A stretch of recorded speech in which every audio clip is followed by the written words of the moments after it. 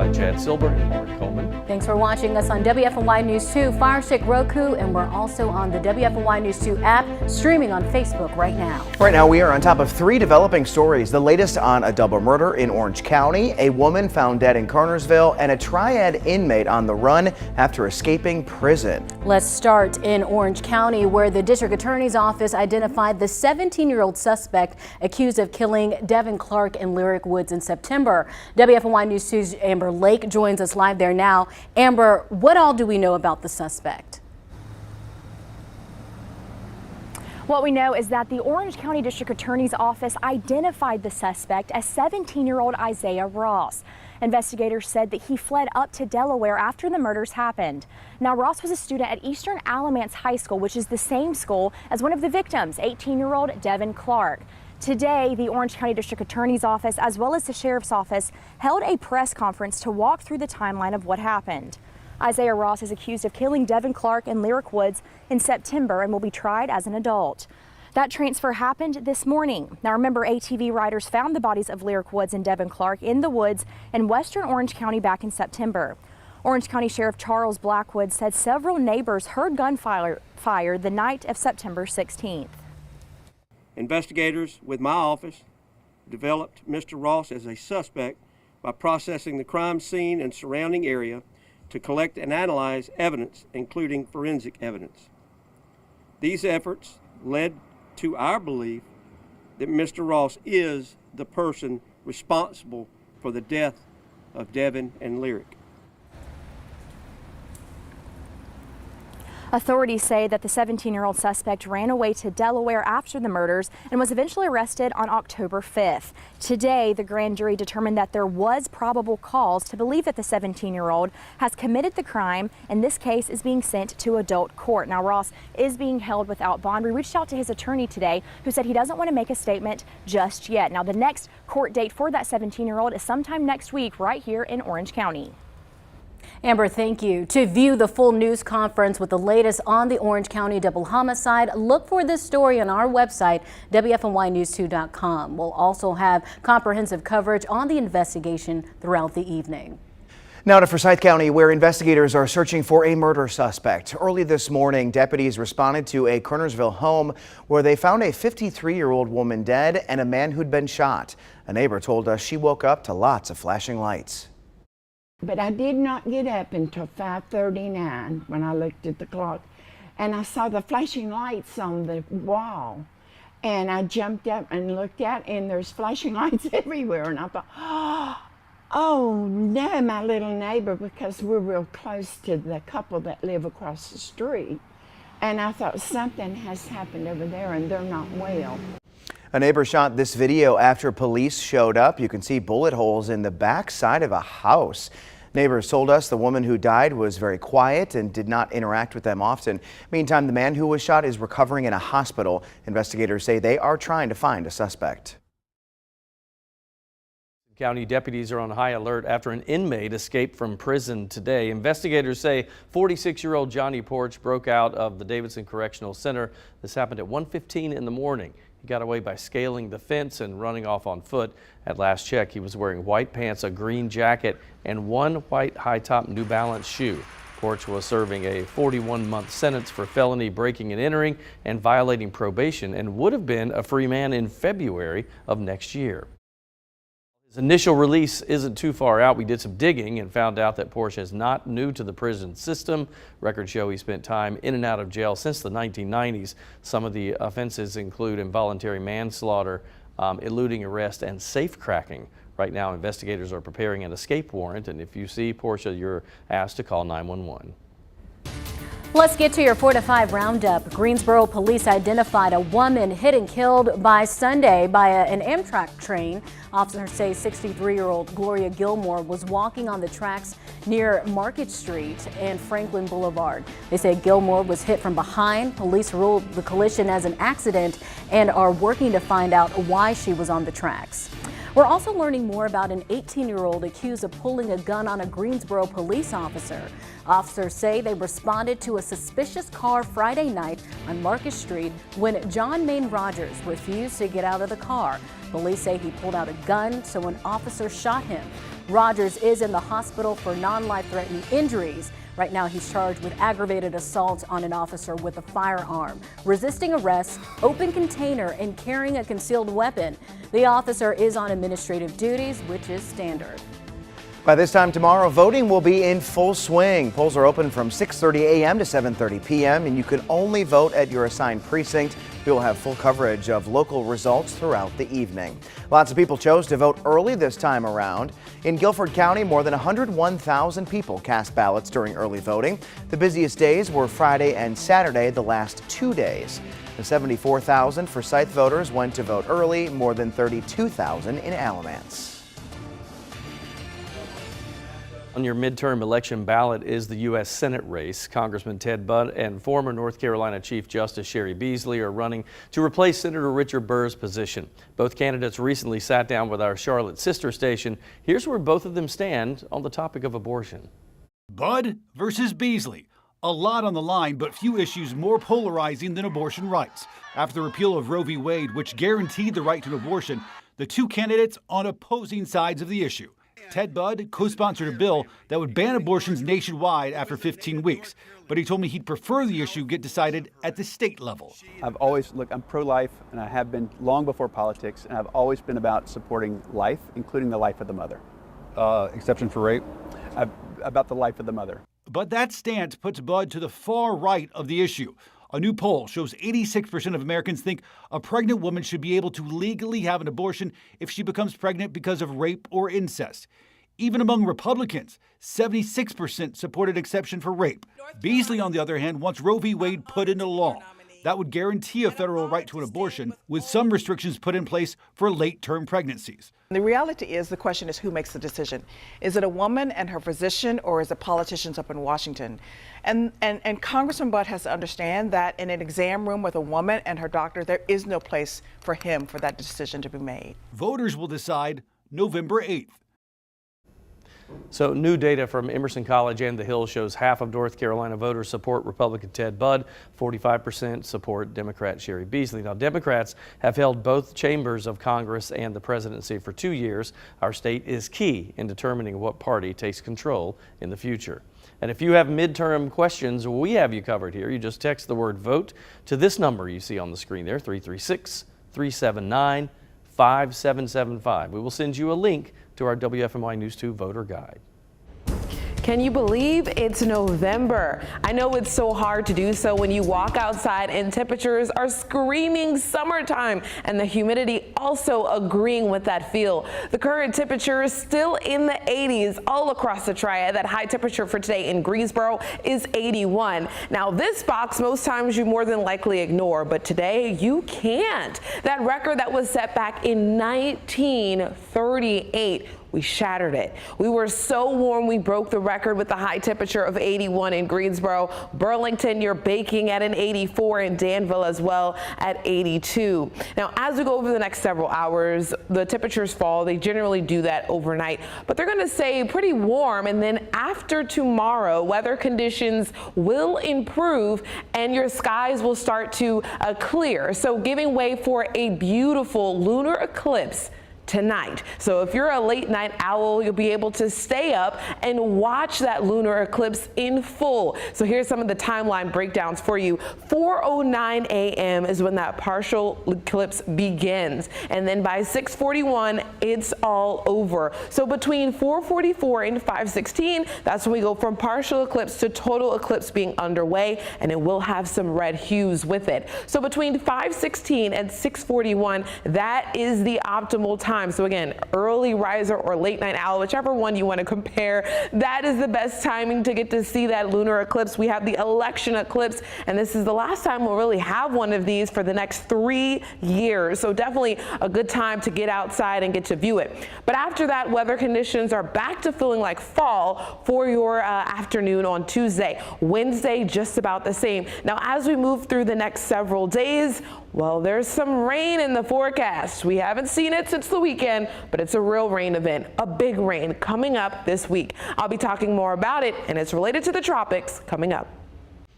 Lottery fever is thriving as the Powerball jackpot keeps rising. No one guessed the winning combination on Saturday night, pushing the pot to $1.9 billion, another record high.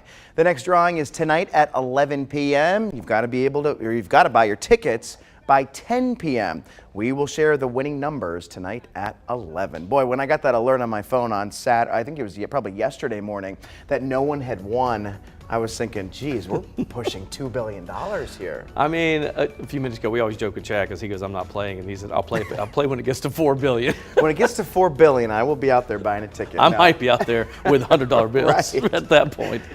That's crazy. The kind of money I just can't fathom, you know? Right. I mean, what were you were just saying something about just the interest. Oh yeah, I mean, you get $40,000 a year on interest on $1 million.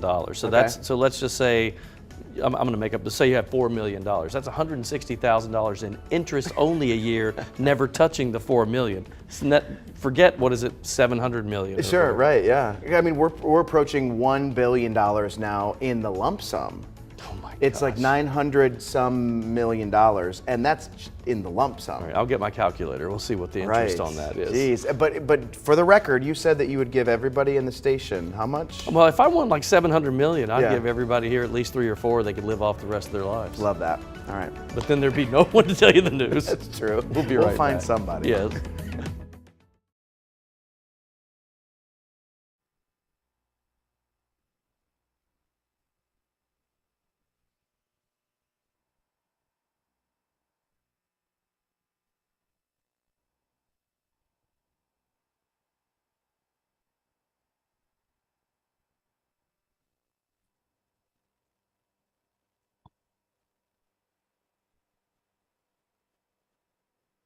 All right, I am talking politics. Yikes.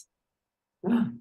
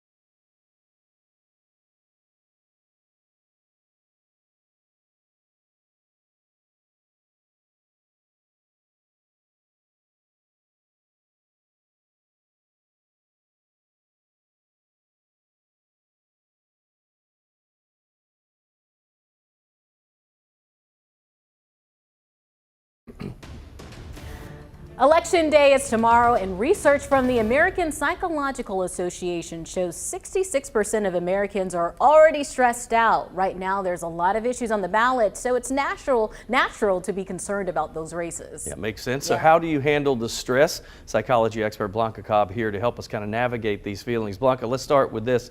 You know, why are politics such a hot topic for so many people? I mean, it's so polarizing these days. It's very polarizing. A lot of times people feel like it's an issue of right or wrong, that one party has it completely right, the other party doesn't, and that somebody's beliefs define them. And so if there's a mismatch in what you believe and where somebody else, it makes you question the other person. There's also been some research of brain scans of people, amygdala, and this is the emotional center of your brain. And what they found in these brain scans is that people who have their political beliefs challenged, their amygdala lights up. So that's how we know that people feel very passionate about their politics. Blanca, I've got to ask this. Why does it seem that some people insist on having political conversations when you just don't want to participate?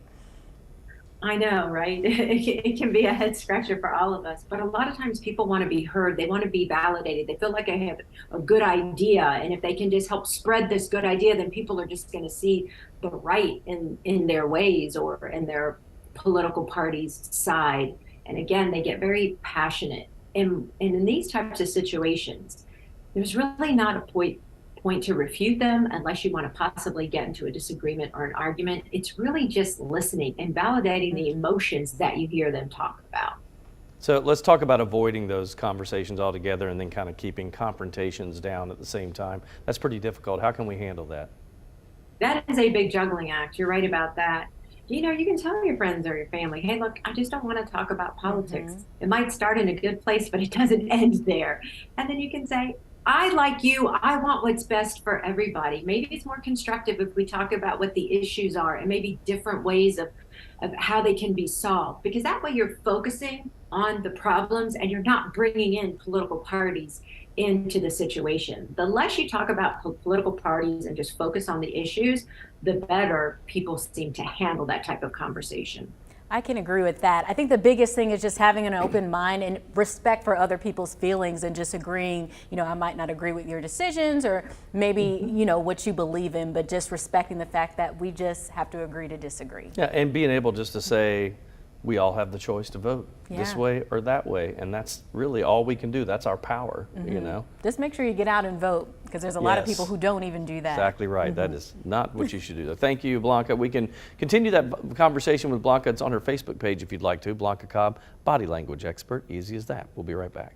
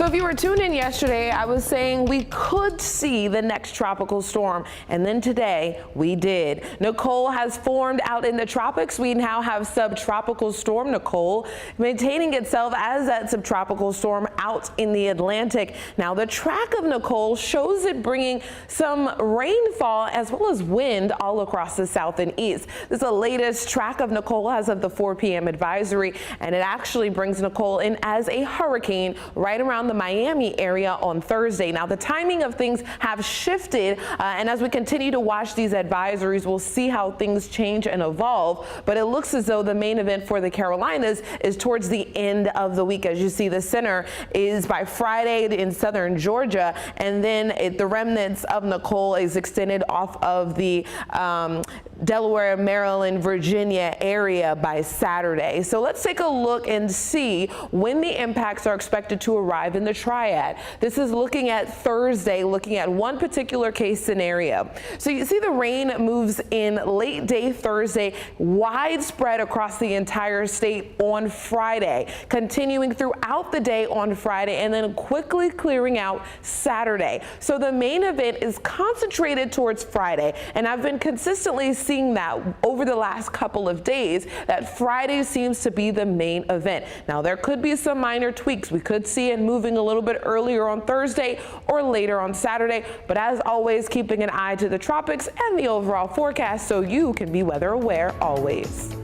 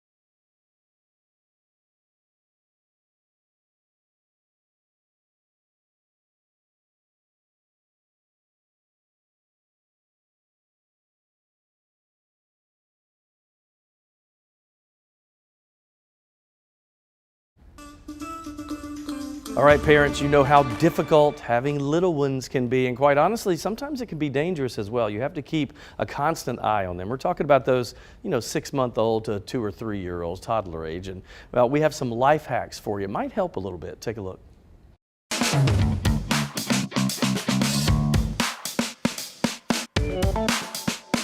First, let's start out with this one. Take an old used pool noodle, right? They're not that expensive. Well, I hope not, because I'm getting ready to do this and my wife's watching. So you're gonna cut through the noodle that way. Then you're gonna cut a line right down the center. two things with doors. One, little kids are getting their fingers smashed in there all the time. You hear them screaming. The other is, I hate this. Stop slamming the door. Can you not open it like a normal human? So you take the pool noodle and you just sort of squeeze it on the door like that, and it becomes a doorstop. No more smush fingers. So when little ones are running around, you know they want to get into every cabinet, and sometimes there's things in there you don't want them to get into. Well, we thought about buying those little individual latches for each cabinet, but that is really expensive. So rubber band time to the rescue. Simple as this. My wife and I did this on all our cabinets. You have to twist it, right?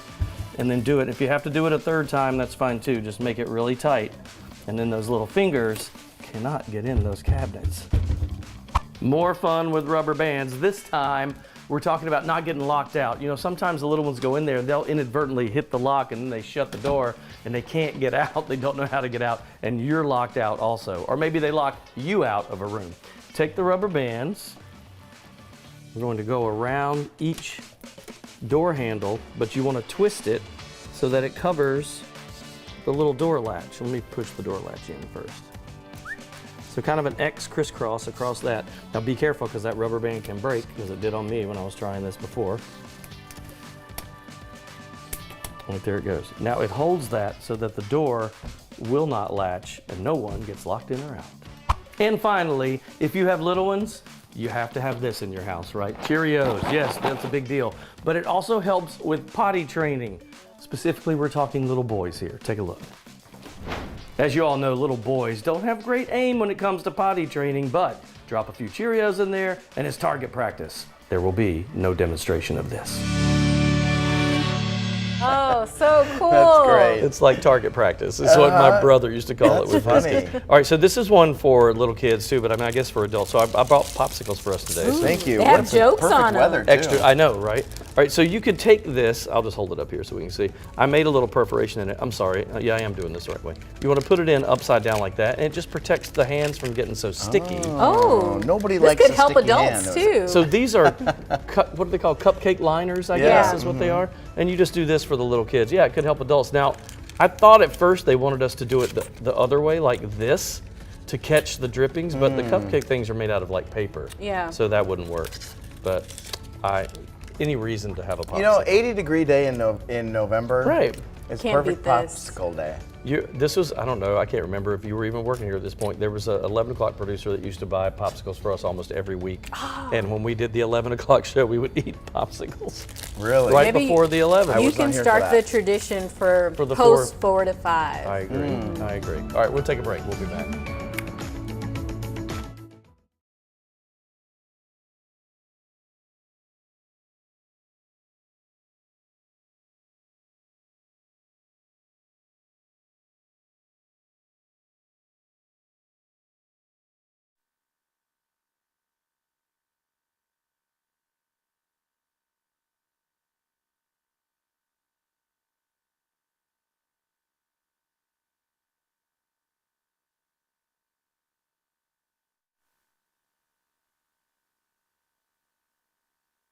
Sensation. It's the one and only creamy chocolate Oreo.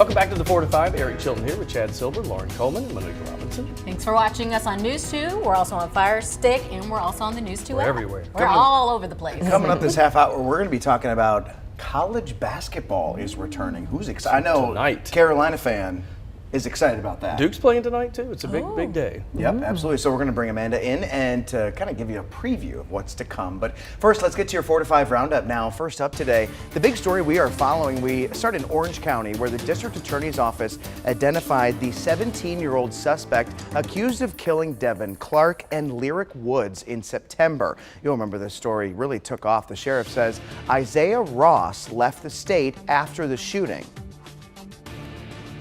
We had reasonably good idea where he was going or where he had gone to and notified law enforcement authorities in Delaware, specifically the Delaware Violent Crime Safe Streets Task Force. Again, that's the Delaware Violent Crime Safe Streets Task Force. Well, that suspect will be back in court next week. You can watch the sheriff's full news conference on our website. We'll also have comprehensive coverage this evening. Forsyth County investigators are searching for a murder suspect. Early this morning, deputies responded to a Kernersville home where they found a 53-year-old woman dead and a man who'd been shot. A neighbor shot some video after police showed up, and you could see bullet holes on the back side of the house. Neighbors told us the woman who died was very quiet and did not interact with them often. Meantime, the man who was shot is recovering in the hospital. Investigators say they are trying to find a suspect. Right now in Davidson County, deputies are on high alert after an inmate escaped from prison today. Investigators say 46-year-old Johnny Porsche broke out of the Davidson Correctional Center around 1:15 a.m. He got away by scaling the fence and running off on foot.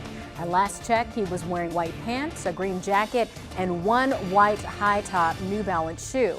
Porsche was serving a 41-month sentence for felony breaking and entering and violating probation and would have been a free man February of next year. If you see Porsche, call 911.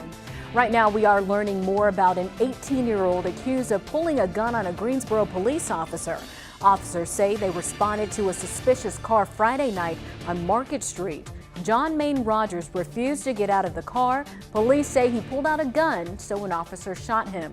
Rogers is in the hospital for non-life-threatening injuries. He's charged with aggravated assault on an officer with a firearm, resisting arrest, open container, and carrying a concealed weapon. The officer is on administrative duties, which is standard.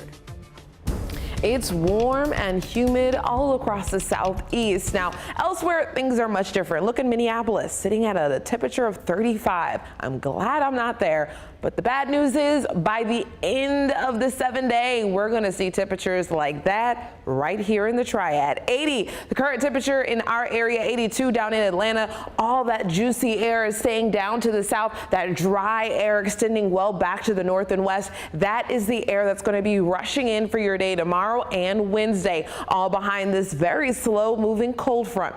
Now, this area of low pressure, that's what we're watching with Nicole, as it's forecast to ride up along the southeast coast and bring us the rain as we get towards the end of our week. Now, winds will be picking up at times for the next several days. You'll see these wind gusts shifting out of the north and east, changing direction as we go over the next several days. As we get closer to that tropical impact, we're warming back up and getting more humid towards the end of the week. So we're talking wind gusts upwards of almost 30 miles per hour in some locations through your Tuesday, through your Wednesday, even on Thursday. Now, your 7-day, here you have it. Have yet to show it to you. I told you how cold it's going to get by next week. It's going to be completely different as compared to this past weekend where we had temperatures in the 70s. Today, we were breaking the record in the 80s. Now, next week, we're talking 50s to kickstart your week. Your Monday, high temperature of 50 degrees, but you see that overnight low going from Sunday to Monday? That's a 29. It's going to be chilly next week. So over the next several days, if you find yourself in a dry time with sunshine, get out and enjoy it. All right, a few things to keep in mind. By tomorrow, This time tomorrow, voting will be in full swing. Polls are open from 6:30 a.m. to 7:30 p.m. You can only vote at your assigned precinct. We have full coverage of local results throughout tomorrow evening. Election experts think this year's midterms will set voter turnout records. But what's driving the surge? Concerns over inflation and crime top the list for Republicans. For Democrats, restoring abortion rights may have lost its motivational punch. We hear from voters ahead of Election Day. When Tony Bergida, the chair of the Kansas Young Republicans, cast an early vote, he had one issue top of mind. Over the last 2 years, our grocery bill has risen from $400 a month to about $1,200 right now. Crime is another pressing issue for many Republicans. Peter Eith travels the country selling security systems. I do see a lot of crime increase since COVID, I feel like. People are just living in fear. People are scared. Republican leaders predict concerns over crime and inflation will lead to a massive red wave on Election Day. And while the economy is also a concern for Democrats, Atlanta resident Cynthia Jones says the reversal of Roe v. Wade is her main reason for voting. Before then, you had to go to back alleys. But Democrats fear fewer voters are focused on abortion rights, so their messaging is pivoting to Republican threats of dismantling Social Security and Medicare. For Portland student Brian Montes, he feels after the January 6th attack, democracy's on the ballot. We can't really fix climate change. We can't help the healthcare system. We can't bring relief to students across this country until we have faith in our democracy. Election experts say that when all the votes are counted, the most important issue will be buy-in from voters. For democracy to work, there has to be trust that election systems can produce accurate and honest outcomes.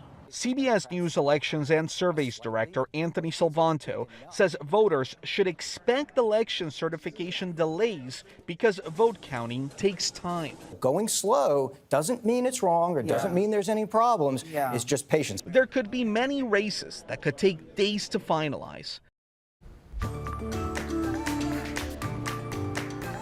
Well, 2 Wants to Know has 3 things for you to know when it comes to Election Day.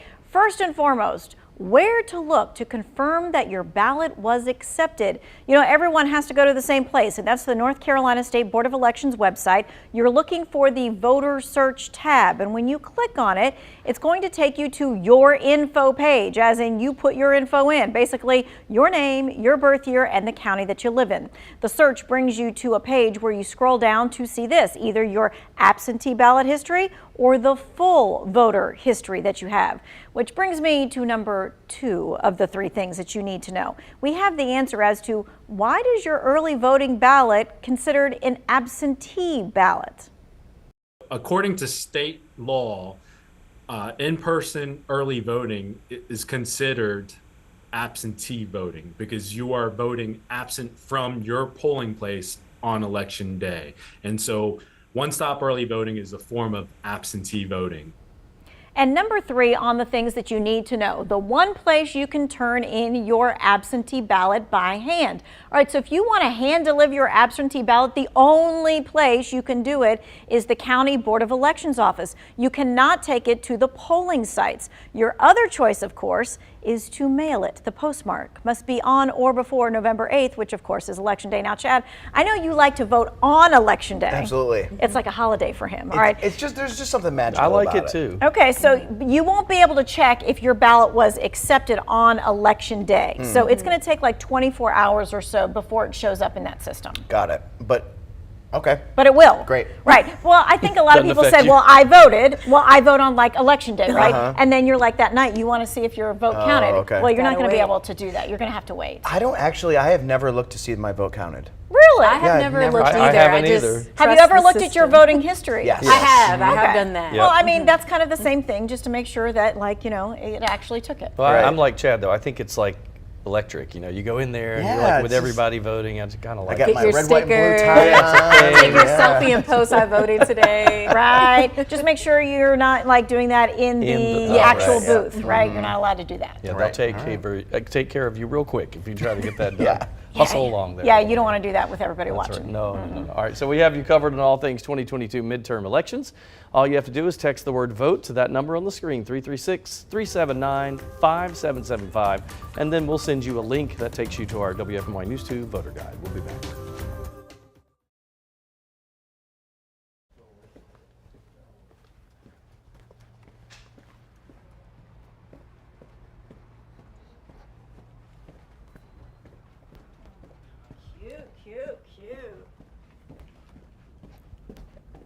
Mic check, 1, 2, 3, 4, 5, 6, 7, 8, 9, 10. Mic check, mic check, mic check.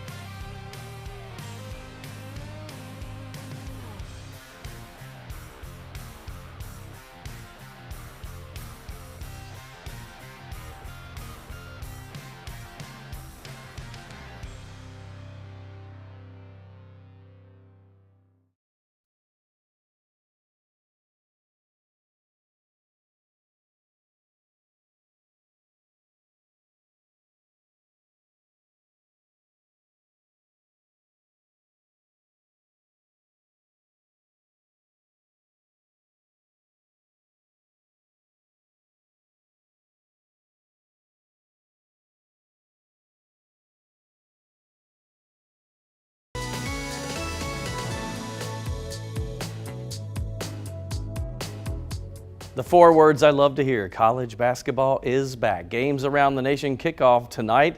We're so excited about this, and Amanda Ferguson stands by with all the details for us. It's all over the place. Yeah, it all starts tonight. The college basketball season getting underway. It's a jam-packed night too. Looking at our ACC teams, they're all playing at home tonight. Number 7, Duke hosting Jacksonville at 7 p.m. NC State welcoming Austin Peay at 8 p.m. And here at home, Wake Forest taking on Fairfield at 8 also. And the top-ranked North Carolina Tar Heels hitting the court at 9 p.m. against UNC Wilmington. A lot happening here in the Triad also. Aside from Wake Forest, UNCG hosting Johnson and Wales soon at 5 p.m. North Carolina A&T taking on Edward Waters at 7. Elon and Erskine tipping off then 2. And then High Point hosting Pfeiffer at 8 p.m. So a lot to talk about tonight when it comes to basketball. I feel like this kind of just snuck up on me. It did. It comes quick. I don't know if it's earlier this year than usual or if this is normal, and I've just, but I think as a Carolina fan, we're just like chomping at the bit to get out there and see how they're going to do. Sure. And I think, Amanda, a lot of excitement both for Carolina as a number 1, but then also to see what Duke can do under a new head coach. John Shire's first year as a head coach. I'm pretty excited to see what they can do out there. And they're preseason number 7 too, so we've got, I can think of 3 ACC teams that are in the top 25. Virginia, I think, is somewhere around 18. That's Lawrence deal. And Duke 7, UNC 1. I hate being preseason number one because the target's on the back all year. Yeah, and all eyes are on you. Yeah. Yep. It's nice, Amanda, though, that we can talk about something fun in sports versus the Panthers. This is what we're going to talk about next. The Panthers make yet another change today, including coaching changes as they part ways with 2 more members of the coaching staff. Interim coach Steve Wilkes made the move to part ways with cornerbacks coach Evan Cooper and defensive line coach Paul Pasqualoni. This comes after their 42-21 loss yesterday to the Bengals. Cooper joined the team in 2020 under Matt Rule. Pasqualoni just started his position this offseason. For the time being, defensive assistant coach Bobby Maffei will take on the extra responsibility. Defensive coordinator Al Holcomb was also asked to play a more prominent coaching role. Guys, it wasn't pretty yesterday. It was miserable It was watching horrible. that game. I actually flipped away to other games because my wife's a Bills fan, so I was flipping back and forth. But that was probably one of the worst games I've seen this season and maybe in the last And two. it's tough because under interim head coach Steve Wilkes, the team they've looked competitive until yesterday. Yeah, it was crazy. And I actually made a joke while I was watching with someone. I said, man, I wish that there was just a mercy rule in football. Right. To just like end in Little at the League. end of the third quarter. And the first half ended at the first. I mean, it was terrible. That's what they do in youth football. They have a mercy rule, and it gets to a certain amount of points. It's okay, it's over. I just wonder how it is for those diehard fans, like game after game after game. You know, you're dressed up, you're ready to win. And then this happens again and again and again. It's like, how do you keep holding on? The good thing is that we have so many draft picks for next year that we've done with trades or whatever that next year could actually make a significant difference, although I think it may take 2 seasons, but we'll see. And also, we're going into a short week. They play the Falcons in a couple days, so it's just a couple days to think about this game and then see what happens in the redemption game. Yeah, that's exactly right. And the NFC South's so bad, we might be able to win it. Who knows? Can you imagine? And I love, my favorite part about this is that we are sending 2 people to that game on Thursday who won last week. This week, you can also win a family pack of 4 tickets to the Carolina Panthers game against the Denver Broncos. All you have to do is answer the questions in our trivia contest. It's up right now on our website, WFNYnews2.com. Just look at the story on our homepage. You can enter by signing in with your Facebook or email and fill in some additional information.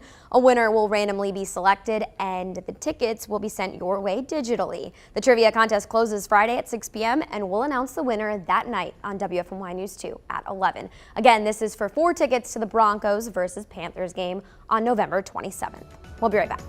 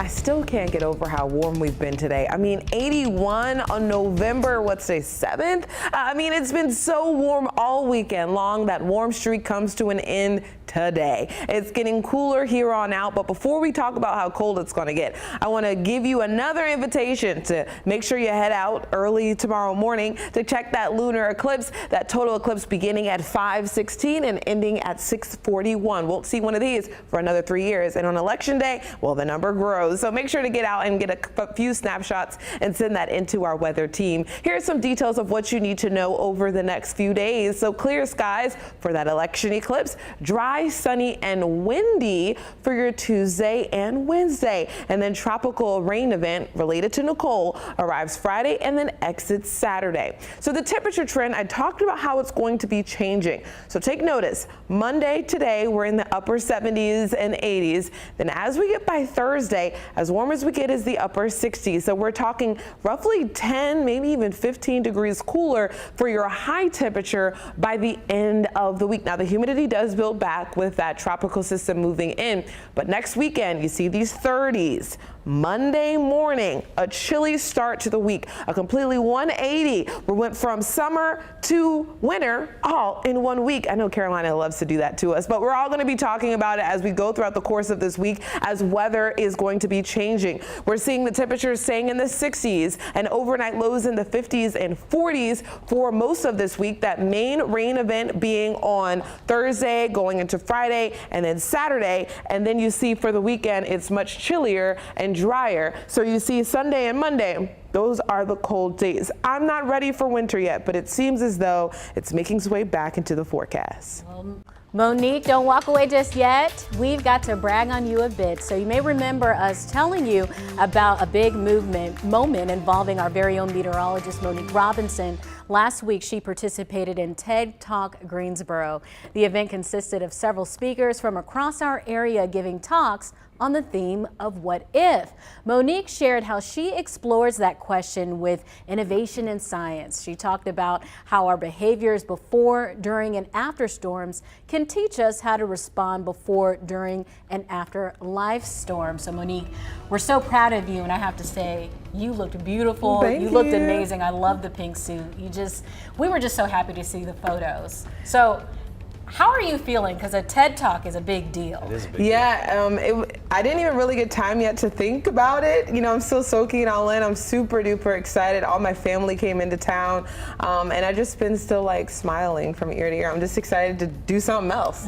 What inspired you to do this? I've always loved motivational speaking and such like that, and so when I saw that it was coming to town, I was like, this is like a bucket list thing. I'll apply to it. And one of our coworkers, Blair, was like, you should do it. You should do it. She helped me like review the application and submit it. And How much time did they give you when you do it? Up to 17 minutes. Oh wow! How long was your speech? Like 14. Okay. Yeah. Was it hard? Because we think about, like, for us in TV terms, a Right. couple 3 minutes is a long time. That's a long time. But with weather.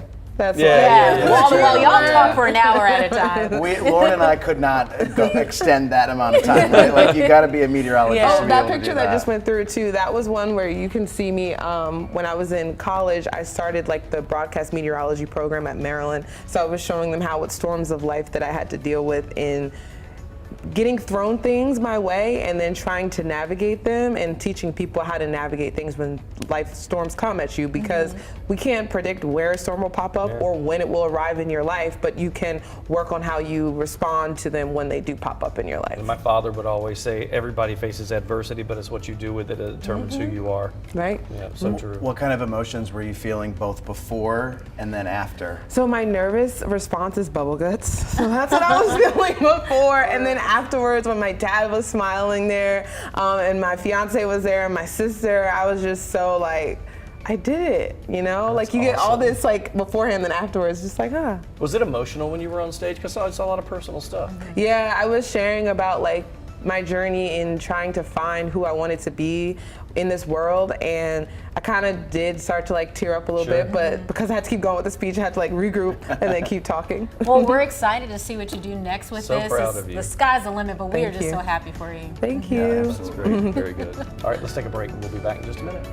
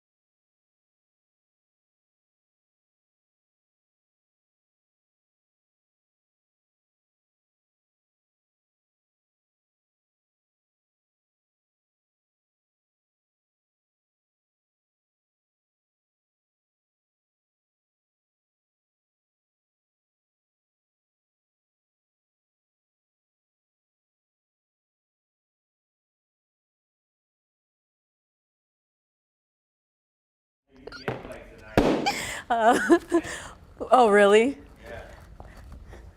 We're still smarter. Yeah, when we played those. Hello, 1, 2, 3, 4, 5. Monday. 1, 2. Check. 1, 2, 3, 4. So our mic.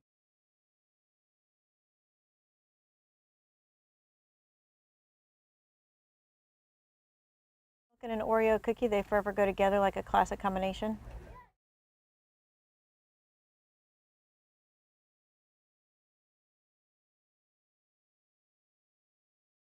Two, three. Hello, hello. Mic check. Hello, hello, hello.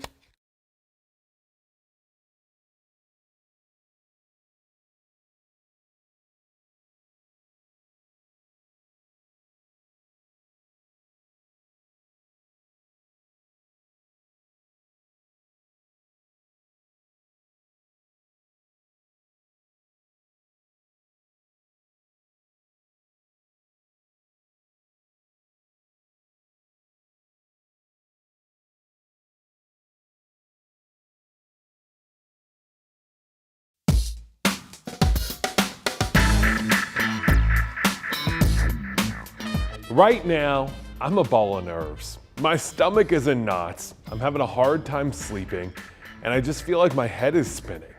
Truth is, I get this way before every election. You know, growing up, adults tried to say elections were moments of hope and a chance for a better future. But the older I get, the more anxiety-producing they are. No matter which party you support, we all know how much is at stake. I'm not alone. A poll by the American Psychological Association found 70% of Americans had high levels of stress about the last national election. That was on both sides of the aisle.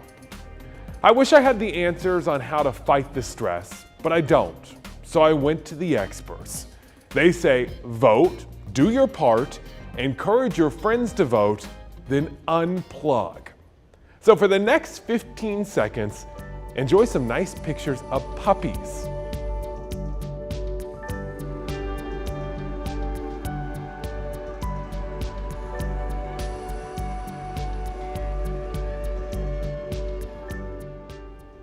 Sometimes, when the stress gets to be too much, it's important to take a break, recharge your batteries, and prepare to come back stronger than ever. That's my 2 cents. WFMY News 2 at 5 starts right now.